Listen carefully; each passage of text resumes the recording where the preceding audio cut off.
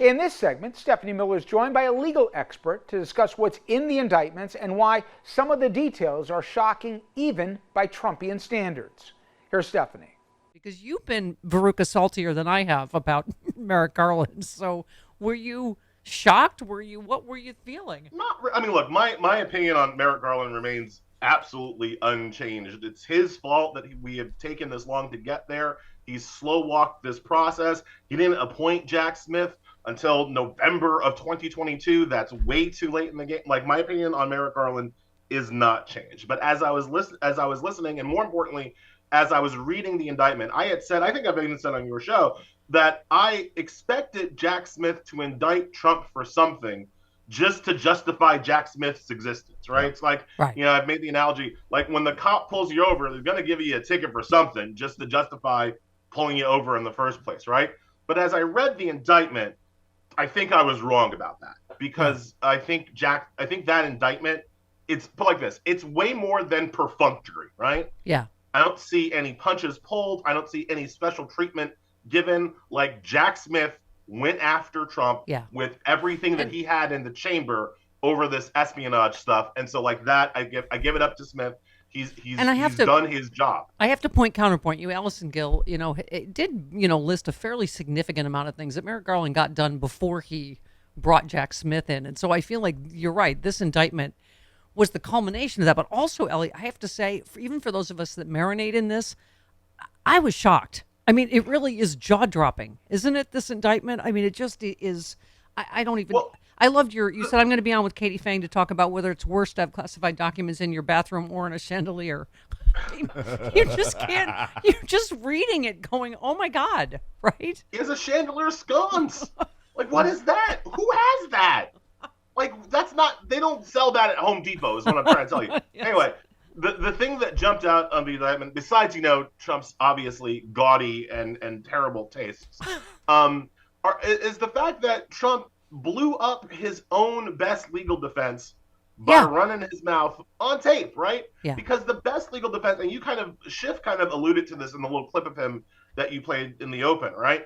That Trump's best legal defense is that I didn't know they were classified documents. I didn't intend to take classified documents. And I certainly didn't intend to show classified documents to anybody who was not authorized to see them, right? That's his best legal defense. Right. And he can't make it because he is on tape talking to a staffer saying, this is confidential. I'm not supposed to show you this.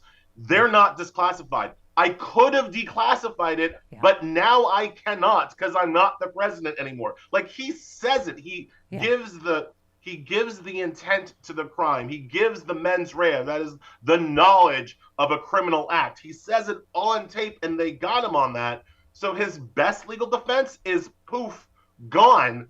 And I didn't expect to see that in the actual evidence, in the actual indictment. Well, Josh Hawley tweeted, if the people in power can jail their political opponents at will, we don't have a republic. You said, actually, as I pointed out, if people in power can avoid jail by returning to power, we don't have a republic. That's literally how the most famous one died. I mean, this is I think this is what the founders didn't count on, is an entire party that would stand behind this level of criminality. Do you think? Right, and they didn't count on an entire, half of the American people also standing behind that kind of demagoguery. This is what the founders were worried about, because this is what kills republics, right? This is what killed the Roman Republic, right? Caesar makes himself dictator for life because he's running from a lawsuit.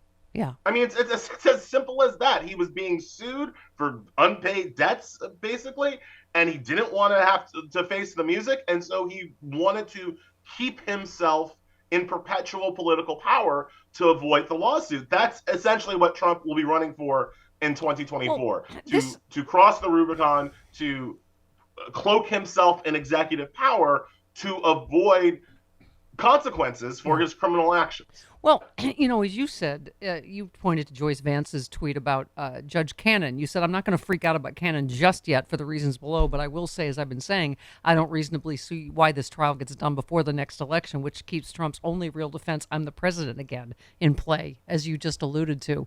I mean, she could be, of course, overturned again because she'll be ridiculous again, but it'll delay it.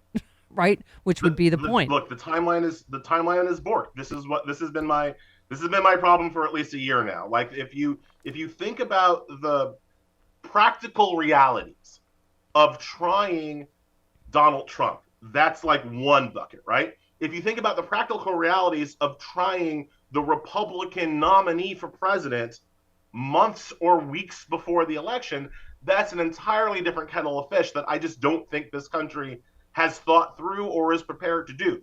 Once, the Republican National Convention is July 15th to 18th, 2024.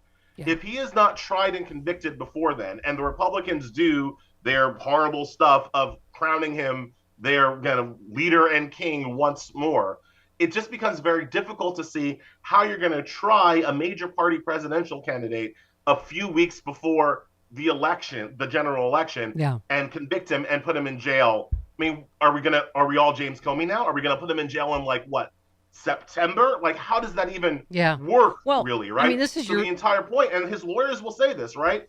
If they set a trial date that's in the middle of, after the convention, they will get right up to that trial date and then file an emergency motion saying that there are extraordinary circumstances and they need to delay the trial to after the election because, of the vagaries of trying to prepare for a weeks-long criminal trial while also running for president. And there will be Republican appointed judges who agree with that argument, who think that is a good argument. Eileen Cannon might be one of them, but you'll find people on the 11th Circuit that agree with that, and you'll certainly find people on the Supreme Court that will agree with that argument too, goes to allowing him to move the trial back behind the election. If he wins that election, and God forbid, let's hope he doesn't, but if he wins that election, he'll either pardon himself or he'll claim that he can't be held accountable because he's the president again. Yeah. Well, which goes to your piece. You just wrote for The Nation this morning that he's got to be defeated at the ballot box, if nothing else, because unfortunately, I mean, the fact that we're trying to wrap our minds around, Elie, in 2023, that someone convicted of espionage and maybe sedition can maybe run and win the presidency again is just, I don't even know what to say about that. It's ridiculous times that we live in, right? The only way that he would have been disqualified from running for president was basically to use the 14th Amendment and say that you can't run for president if you're basically a previous traitor to the country, right? That's the post-Civil War, Bobby Lee can't be governor of Virginia thing that they put into the 14th Amendment, right? Good call. But to get there, you have to have some kind of finding or conviction or ruling of treason or sedition. And again, those charges haven't even happened yet, much less happened, tried, convicted of such sedition or treason, which means that the 14th Amendment can't operate, which means that Trump gets to run again. Does this indictment make you more hopeful that Jack Smith is going to also indict on January 6th? I mean, that's what the D.C. grand jury is still looking at, right? I mean, look, Jack has shown himself to not be another Bob Mueller, right? Yeah. Jack has shown himself to be able to conduct a serious investigation and have it come to something, right? So I put it like this. It's not exactly that I have more confidence that Trump will be indicted on January 6th in a timely manner, but I have way more confidence that whatever happens will be, I think the way I'm going to put it is the best outcome legally that Jack Smith could offer, right? Yeah. So I think that Jack Smith will charge him with whatever he can charge him with, which might be nothing, but he'll charge him with whatever he can charge him with over January 6th eventually. But what we've also seen with this indictment and the timing of it is that Jack Smith doesn't seem to care about the political timeline very much. And that's fine. That's almost appropriate for a lawyer. But for the rest of us, regular, I just like my democracy. But Fani she could get the mic drop, right? I mean, that's state charges. He can't get pardoned on Georgia state charges, right? Right, but again, is she going to? Fani Willis already said that she previously said that she wasn't even going to charge him starting about September before the 2022 midterms, right? So if that's her precedent, and again, that's not necessarily a wrong precedent. If she's already created a kind of zone of safety for Republicans ahead of major federal elections, one can imagine that even if Fani Willis does charge Trump this year, sometime, let's say by Labor Day or just after, she won't try him in that, zone between the Republican National Convention, when he'll be probably nominated as their presidential candidate, and the federal election in November 2024. So I don't think Willis will pierce that veil either. Again,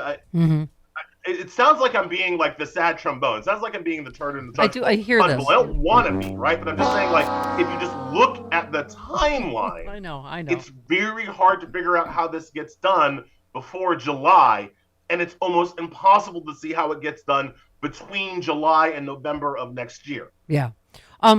You tweeted, "Don't prosecute Trump for crimes because then we'll make up crimes to retributively prosecute Democrats for every pro-Trump argument on the right." And you said, and the dumbest thing about that argument is Republicans already do that, so their threat is that they'll never change. I mean, it's what they're doing now, right? They're doing it right now with Joe Biden. People are all just like, oh, Hillary Clinton. Did people forget Whitewater? Do people forget how they were so interested in a land deal that Hillary Clinton did? They ended up in Bill Clinton's closet.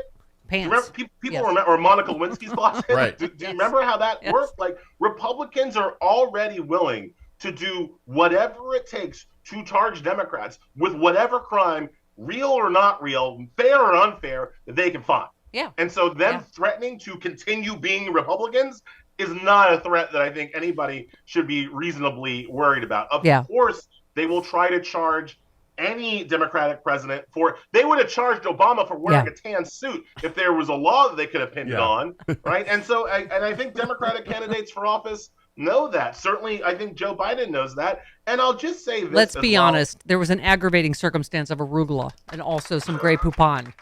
So it wasn't just the tan suit, Ellie. And I'll just say this as well. If a Democratic president commits treason and espionage, I would like them to be prosecuted too. Yes, that's the difference. Just throw that out there. If you've got evidence that one of my guys that I voted for committed treason and espionage and was hiding national security documents in their shower, I'd want them to be prosecuted too. Let's end on a happy note, because you will not steal my arraignment week joy, Elie Mystal. I choose to believe that justice is trending. Philip tweeted, FBI arrests Texas businessman at the center of alleged crimes that led to the impeachment of State Attorney General Ken Paxton. And you said, okay, my official theory is that Pat Robertson dying released such a concentration of evil that it blew back through the Hellgate opened in 2016 when the Cubs won the World Series and closed it. Come on, Cracker Barrel going woke, Pat Robertson dying in Pride Month, Trump getting indicted. I mean, come on, Ellie. These are goals. First of all, Pride Month, the LGBT community is just racking up wins, just like all across Pride Month. Right? Yep. Like this has been the best Pride Month. It's all like gold, gold, gold, gold, gold, gold. You want to have Pride all year round. So I feel we should try to extend it to July just to see what happens. So I'm very happy about that. Look, I think you said it right. Justice is trending up. I think that is correct. I feel like there have been lots of things that have been simmering in the fire for a long time, and they're finally getting baked. Like the cake is ready to come out of the oven finally. And I think that is good, and I think that is exciting. Yeah. Are we going to get to eat the cake before November? That's my concern. Someone left your justice cake out in the rain? Is that what you're saying, Elie Mystal? Yeah, someone left it on the windowsill. The dog came, and like there's lots of things going on. I just want my cake, and I want it now. Listen. I want the cake now.